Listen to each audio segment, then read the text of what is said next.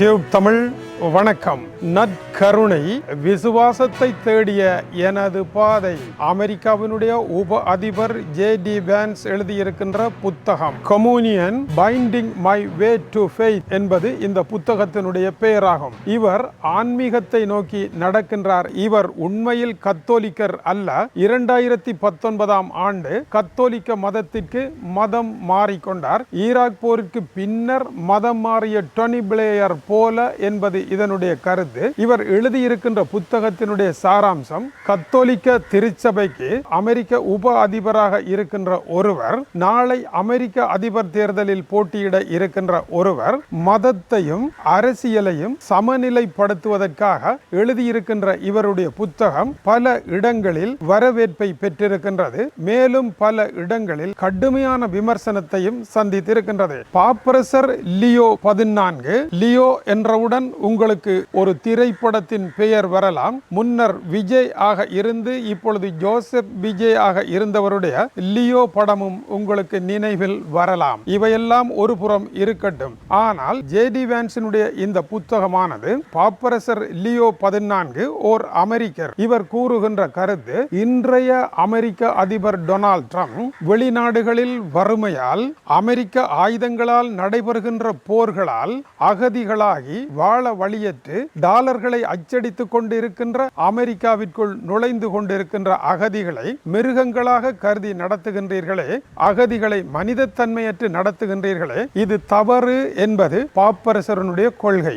இந்த கருத்தை பாப்பரசர் வெளியிட்டதற்கு ஜே.டி. வான்ஸ் எதிர்ப்பு தெரிவிக்கின்றார். ஏனென்றால் அவர் அமெரிக்க அரசியலில் இருக்க வேண்டும், டொனால்ட் ட்ரம்பை தழுவி செல்ல வேண்டும். ஈரானில் நடைபெறுகின்ற போர் முற்றிலும் தவறானது, அதை நிறுத்த வேண்டும் என்று பாப்பரசர் லியோ 14 கூறுகின்றார். ஆனால் தேவையற்று அமெரிக்க அரசியலில் பாப்பரசர் தலையிடுகின்றார் என்றும், 2025 ஆண்டு பாப்பரசரை சந்தித்த ஜே.டி. வான்ஸ் பாப்பரசரும் அங்கிருக்கும் நிர்வாக உயர் மட்டமும் தன்னுடன் பேசிய பொழுது தனக்கு எந்த நம்பிக்கையும் கிடைக்கவில்லை என்று குறிப்பிடுகின்றார். நம்பிக்கை கிடைக்கவில்லை என்றால் அவர்களுடைய நிர்வாக ஒழுங்குமுறை ஏமாற்றம் தந்ததாக அந்த புத்தகத்தில் எழுதுகின்றார். அதை தவிர முக்கியமான விடயம், அவர்கள் கூறுகின்ற வார்த்தைகள் எல்லாம் ஏற்கனவே கூறப்பட்ட புரி தேய்ந்த மந்திர சக்தி இழந்து போன வார்த்தைகளாக இருக்கின்றன. அவற்றினால் எதுவும் செய்ய முடியாது என்று குறிப்பிடுகின்றார். அதனுடைய கருத்து என்ன? கடவுள் என்கின்ற ஒரு சொல் அந்த புத்தகத்தில் திருடர்களும் கெட்டவர்களும் நல்லவர்களும் எல்லோருமே கடவுள் என்கின்ற சொல்லை பாவிக்கின்ற காரணத்தினால் அந்த சொல் தனக்குரிய மந்திர சக்தியை இழந்து போயிருக்கின்றது என்று சொல்வது போன்ற ஒரு பொருளை இவருடைய புத்தகம் தருகின்றது. இதனால் இவருக்கும் அங்கிருக்கும் கத்தோலிக்கர்களுக்கும் இடையே முரண்பாடு வளர்கின்றது. அதேவேளை இவர் இன்று இப்படி கூறுகின்றாரே, நேற்று என்ன சொன்னார் என்றால், இவர் அளித்த பேட்டி ஒன்றில் அமெரிக்க கத்தோலிக்கர்கள் பாப்பரசரை சரியான முறையில் மதித்து நடப்பதில்லை என்று தேர்தலுக்கு முன்னதாக வாக்கு வங்கியை பெற்றுக் கொள்வதற்காக இவர் பேசி இருக்கின்றார். இவர் உண்மை கத்தோலிக்கர் அல்ல. இவருடைய மதம் எது என்றால், அமெரிக்க அதிபர் பதவிக்கு செல்வதற்கான அரசியல் பதவி மோகம்தான் இவருடைய மதமே அல்லாமல் வேறெதுவும் கிடையாது என்று அமெரிக்காவில் கூறுகின்றார்கள். அமெரிக்காவினுடைய பிரபல பத்திரிகையாகிய தி வால் ஸ்ட்ரீட் ஜேர்னலினுடைய பிரதானமான நிருபர் அவரும் கத்தோலிக்கர் தான். அரசியல்வாதிகள் மதம் என்று பேசி அரசியலுக்கு வருகின்றார்கள். அதன் பின்னர் அரசியலா மதமா என்கின்ற பொழுது ஆன்மீகத்தை அவர்கள் கைவிட என்றுமே தயங்கியதில்லை. அதற்கு ஜே.டி. வான்ஸும் சிறந்த உதாரணம் என்று குறிப்பிடுகின்றார். ஈராக் போரை நடத்திய பொழுது அமெரிக்கா ஆன்மீகத்தை கைவிட்டு இருந்தது. ஆப்கானிஸ்தான் போரில் ஆன்மீகத்தை கைவிட்டு இருந்தது. அதன் பின்னர் அது பைபிளை தூக்கியும் வைத்திருந்தது. ஆகவே இப்படியான நாடகங்களை எல்லாம் அமெரிக்காவினுடைய தி நியூ ஜோக்கர் பட்டை தீட்டி தோலுரித்தும் காட்டியிருக்கின்றது. இது தொடர்பாக வந்திருக்கின்ற முக்கிய தகவல்கள் என்ன? Communion binding my way to faith, அதாவது விசுவாசத்தை தேடிய எனது பாதை என்கின்ற அமெரிக்க உப அதிபர் ஜே.டி. வான்ஸினுடைய புத்தகம் சென்ற மாதம் வந்து இப்பொழுது பலத்த விமர்சனங்களை சந்தித்திருக்கின்றது. முன்னர் ஹென்றி ஆல்பர்ட் கிருஷ்ணபிள்ளை எழுதிய ரெட்சன்ய ஜாத்திரிகம் பரலோகத்திற்கான பயணம் போல ஜே.டி. வான்ஸினுடைய ஆன்மீகத்திற்கான பயணம் இதுவாகும். அமெரிக்க அதிபர் ஸ்தானத்தில் இருப்பவர் பாப்பரசர் ஒருவரை இகழ்ந்து பேசலாம் செய்யலாமா? டொனால்ட் ட்ரம்ப் இகழ்ந்து பேசி இருக்கின்றார். இது அமெரிக்க அதிபர் எவருமே செய்யாத செயல். பாப்பரசர் குற்றவாளிகளிடம் மென்மையாக நடந்து கொள்ளுகின்றார்.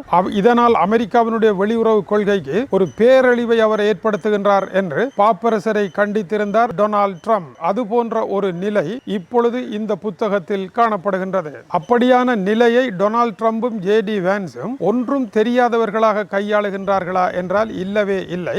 1870 ஆண்டு இயற்றப்பட்ட கத்தோலிக்க திருச்சபையினுடைய ஒரு சட்டத்தின்படி பாப்பரசர் குற்றமற்றவராக கருதப்படுகின்றார். ஆன்மீக விடயத்திலும் ஆன்மீகம் தொடர்பான முடிவுகளை எடுப்பதிலும் அவர் குற்றமற்றவராக கருதப்படுகின்றார். டிவோட் கத்தோலிக் என்று கூறப்படுகின்ற பிரிவினர் பாப்பரசரை குற்றம் செய்யாதவர் என்று கருத வேண்டும் என்பது இந்த சட்டத்தின் நிலைப்பாடாகும். இந்த சட்டத்தில் ஒரு சிறிய ஓட்டை இருக்கின்றது.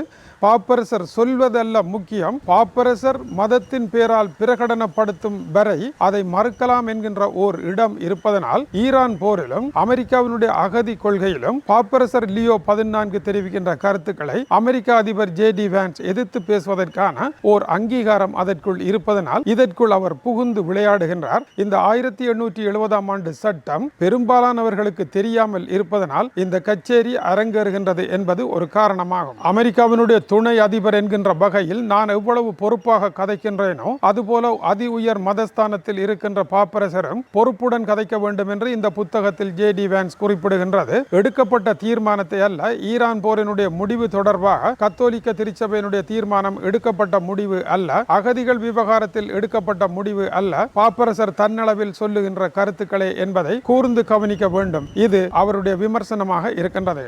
2019 ஆண்டு தான் ஏன் கத்தோலிக்க மதத்திற்கு மதம் மாறினேன் என்பதையும் அவர் விளங்கப்படுத்துகின்றார். அத்தருணம் ஏன் மத தலைவர்கள் அரசியலுக்குள் மூக்கை நுழைக்க கூடாது என்றும் அவர் குறிப்பிடுகின்றார். அவர் கூறுகின்ற காரணங்கள் மத காரியம் வேறு, அரசியல் காரியம் வேறு என்பதாக அவர் பிரித்து காட்டுகின்றார். ஆனால் ஜே.டி. வான்ஸ் தன்னுடைய அரசியல் நாற்காலிக்காக கத்தோலிக்கத்தை விற்பதற்கு வந்திருக்கின்றார் என்பது அவர் மீதான முதலாவது விமர்சனமாகும். அதேவேளை அவர் மீதான ஆதரவு தன்மையாக இருப்பது அமெரிக்க அரசியலில் ஆன்மீகம் என்பது வறண்டு போய் கிடக்கின்றது. அந்த வறட்டு பாலைவனத்தில் கொஞ்சமாவது மத மழை நீர் பொழிந்தால் இவர்களுடைய இந்த தவறுகளில் இருந்து திருந்துவார்கள் என்று கூறுபவர்கள் ஜே.டி. வான்ஸ் மதத்தை கொண்டு வருவது நல்லது என்றும் குறிப்பிடுகின்றார்கள். பாப்பரசருடைய வார்த்தைகள் புரிதைந்து விட்டது என்றால் அமெரிக்க அதிபர்கள் கூறுகின்ற காட் பிளஸ் என்பதும் புரிதைந்து விடாதா என்ற கேள்வியை ஊடகங்கள் எழுப்பியிருக்கின்றன. அமெரிக்காவில் இருந்து வெளியாகின்ற தி நியூயார்க்கர் இடதுசாரி சிந்தனை கொண்ட ஊடகம்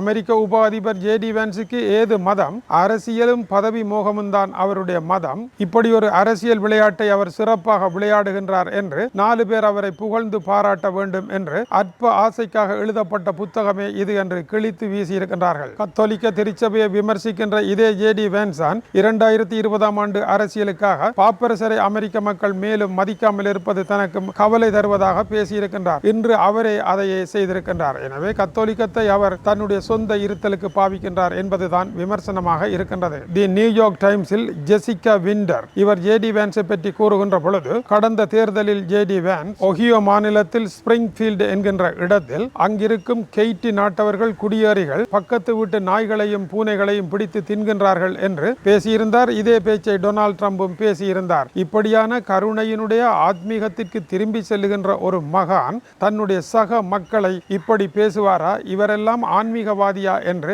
ஜெசிகா விண்டர் கேட்டிருப்பதும் வெளியாகி இருக்கின்றது தி நியூயார்க் டைம்ஸில். இப்படி அகதிகளை அவமானப்படுத்துகின்ற இவரிடமா தார்மீக கொள்கை இருக்க போகின்றது? இவருக்கு ஏது மத பயணம் என்றும் அவர் கேட்டிருக்கின்றார். எனவேதான் ஜே.டி. வான்ஸினுடைய உண்மை தன்மை கேள்விக்கு உள்ளாகி இருக்கின்றது. இவருக்கு போட்டியாக இன்னொருவர் இருக்கின்றார். அவர்தான் மார்க்கோ ரூபியோ, கியூபா நாட்டை சேர்ந்தவர். அவரும் இவரை போன்றவர்தான். ஜெராட் பேக்கர் தி வால் ஸ்ட்ரீட் ஜேர்னலில் இருந்து இந்த புத்தகத்தை வாசித்து முடிந்த பின்னர் கூறியிருக்கும் கருத்தே முக்கியமானது. அரசியல்வாதிகள் மதத்தை பதவிக்காக பயன்படுத்துகின்றார்கள். மதம் எப்பொழுது அரசியலுடன் முரண்படுகின்றதோ அப்பொழுது மதத்தை தூக்கி வீசி அரசியலையே கடைபிடிப்பார்கள். ஈரான் போர் தவறு என்ற பொழுது மதத்தை தூக்கி வீசி ஈரான் மீது தாக்குதலை நடத்தியவர்கள் இவர்கள். அதன் பின்னர் மதம் என்றும் பேசுவார்கள். அந்த இடத்தில் மதத்தை தோற்கடிப்பதில் இவர்களே முன்னணியாளர்களாக இருக்கின்றார்கள் என்பது ஜே.டி. வான்ஸினுடைய புத்தகத்தினுடைய கருப்பொருள் என்றும் அவர் கவலையுடன் கூறியிருக்கின்றார். எனவே புத்தகங்கள் என்பது சாதாரணமானவை அல்ல. புத்தகங்களில் எழுதிவிட்டு போவதை உலகம் பார்த்து கொண்டிருக்காது என்பதற்கு